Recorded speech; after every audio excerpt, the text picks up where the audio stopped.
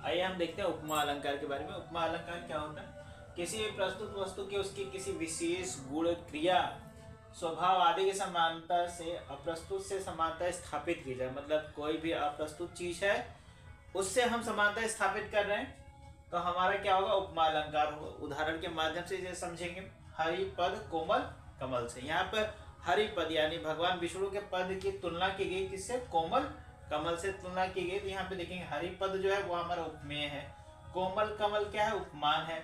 और इसमें जो हमारा सी जो है वो हमारा वाचक शब्द है।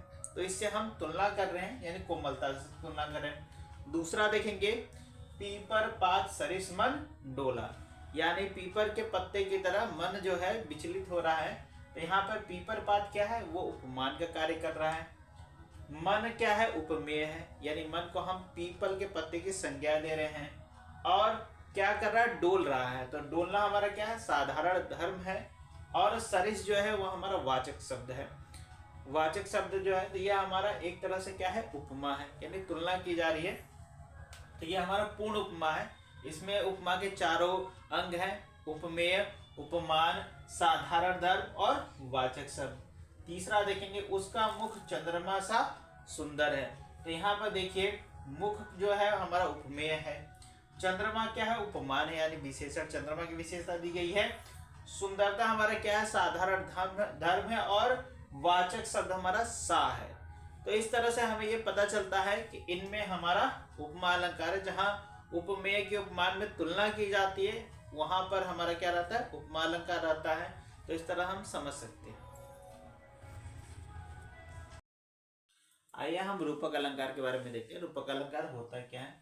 जहां उपमेय का उपमान में भेद रहित आरोप किया जाता है वहां पर हमारा रूपक अलंकार होता है। यानी उपमेय और उपमान दोनों एक ही हो जाते हैं, दोनों को अभिन्न बना दिया जाता है, एक तरह से बना दिया जाता है। तो वहां पर हमारा रूपक अलंकार होता है। उदाहरण के माध्यम से देखेंगे। पहला उदाहरण क्या है? चरण कमल बंदव हरीरा। इसमें देखें चरण हमारा उपमेय है, कमल हमारा उपमान है। और ये दोनों को ही मिला के क्या बना दिया गया? चरण कमल बंदव हरि राय। मतलब हम हरि के चरण जो है वो जो कमल समान है वो हम उसकी वंदना कर देते हैं। चरण कमल हो जा रहा है, उपमेय उपमान में भेद रहित आरोप कर दिया जा रहा है, इसलिए यहाँ पे क्या है? रूपक अलंकार है। दूसरा देखेंगे, भैया मैं तो चंद्र खिलौना ले हूं। तो यहाँ पे चंद्रमा को ही खिलौना बना दिया गया है। तो यहाँ पे देखेंगे उपमेय और उपमान ये दोनों को ही हमारा क्या कर दिया गया? एक कर दिया गया है। तो चंद्र खिलौना जो है वो हमारा उपमेय और उपमान दोनों का संयोजन है। तीसरा देखेंगे, यह जीवन क्या है? निर्झर है। तो यहाँ जीवन को ही क्या बना दिया गया? निर्झर बना दिया गया, जलप्रपात यानी झरना बना दिया गया है। यहाँ पर कोई भी हम संज्ञा नहीं दे रहे हैं, बल्कि हम एक भेद रहित आरोप कर दे रहे। उपमेय में उपमान का भेद रहित आरोप कर दे रहे, उसे अभिन्न बना दे रहे।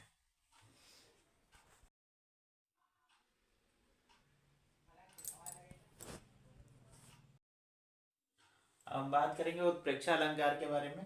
जहां उपमेय में उपमान होने की संभावना या कल्पना की जाती है वहां पर उत्प्रेक्षा अलंकार होता है। ये इसे उदाहरण के माध्यम से देखेंगे।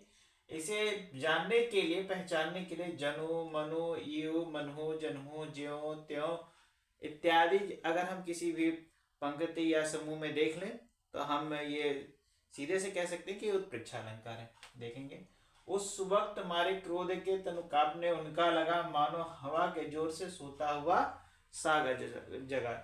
इसे सिंपली हम यहाँ पे देखेंगे मानो है तो वैसे ही हम जान जाएंगे इसमें उत्प्रेक्षा अलंकार है। लेकिन इसमें जैसे क्रोध के मारे उसका तन ऐसे कांपने लग गया जैसे कि हवा के जोर से सोता हुआ सागर जगा। मतलब इसकी तुलना इसमें की गई है और इसके होने की संभावना इससे की गई है। यानी आप देख सकते हैं उपमेय में उपमान की संभावना की कल्पना की जा रही है। ये हमारा क्या है? ये हमारा उपमान है और ये हमारा क्या है? उपमेय है। तो हमारा क्या किया जा रहा है? उपमेय में उपमान की संभावना प्रकट की जा रही है। तो हम ऐसे भी देख सकते हैं। दूसरा देखेंगे, सोहत ओढ़े पितपट श्याम सलोने गात मनहु नील मणि शैल पर आतप परियो प्रभात। हम एक झटके में ही मात्र 10 सेकंड में ही हम इसे देख सकते हैं। जैसे ही मनहु शब्द आया वैसे ही हम देख सकते हैं कि यह हमारा उत्प्रेक्षा अलंकार होगा। इसमें देखिए सोहा तोड़े पित पट श्याम सलोने ज्ञाते हैं, मतलब जो भगवान श्री कृष्ण है वो श्याम रंग के हैं और उन्होंने पीला रंग यानी पीतांबर वस्त्र धारण किया है। तो उनकी जो शोभा है वो ऐसे है जैसे नीलमणि शैल पर जैसे ही प्रभात की पहली किरण लगती है तो जिस प्रकार से उसकी अद्भुत शोभा होती है वैसे ही शोभा भगवान श्री कृष्ण की है। तो आप देख सकते हैं ये हमारा उपमेय है और ये हमारा उपमान है। तो हमने उपमेय में उपमान की संभावना यानी कल्पना की है। तो इस तरह हमारा ये उत्प्रेक्षा अलंकार है। तीसरा देखेंगे, हम जैसे देखिए मात्र 10 सेकंड लगेगा उत्प्रेक्षा अलंकार देखने में। जैसे ही आप ज्यों देखिए तुरंत आप जान जाइए कि ये कहीं ना कहीं उत्प्रेक्षा अलंकार है। पाहुन ज्यों आए हो गांव में शहर के, मेघ आए बड़े बनठन सवर के। तो यहाँ पे देखिए ये जो हमारा ये गांव पाहुन आए हो जो ही गांव में शहर के, ये हमारा क्या है, एक तरह से ये हमारा उपमान है। और ये हमारा मेघ आए बड़े बनठन के सवर के, ये हमारा उपमेय है। तो हम कहीं ना कहीं उपमेय में उपमान की संभावना या कल्पना कर रहे हैं। तो हमारा क्या होगा, उत्प्रेक्षा अलंकार होगा। आइए हम मानवीकरण अलंकार के बारे में देखते हैं। मानवीकरण अलंकार होता क्या है, जहाँ काव्य में चेतन अचेतन अवस्था का संबंध तथा क्रियाकलापों को मनुष्य के व्यवहार से जोड़कर प्रस्तुत किया जाता है, वहां पर हमारा मानवीकरण अलंकार होता है। उदाहरण के माध्यम से देखेंगे, मेघ आए बड़े बन ठन के संवर के। अब देखिए मेघ जो है वो हमारा अचेतन है लेकिन हम उसे मनुष्य के क्रियाकलापों से जोड़कर देखते हैं। तो यहाँ पे हमारा क्या होगा, मानवीकरण अलंकार होगा। दूसरा देखेंगे, दीवा सावन का समय, मेघ आसमान से उतर रही, वह संध्या सुंदरी परी सी धीरे धीरे। तो यहाँ पे देखेंगे दिन के ढलने का समय है और संध्या को इन्होंने सुंदरी बना दिया है, मतलब ये मनुष्य क्रियाकलापों से जोड़कर देख रहे हैं, इसलिए यहाँ पे क्या है, मानवीकरण अलंकार है। तीसरा देखेंगे, फूल हंसे कलियां मुस्काएं। अब देखिए ये जो हमारा है फूल को जो है वो हमने मानव के क्रियाकलापों से जोड़ दिया है कि वो मानवों की तरह हमारा क्या है, हंस रही है, कलियां मुस्कुरा रही हैं। तो हमारा क्या है, मानवीकरण अलंकार है।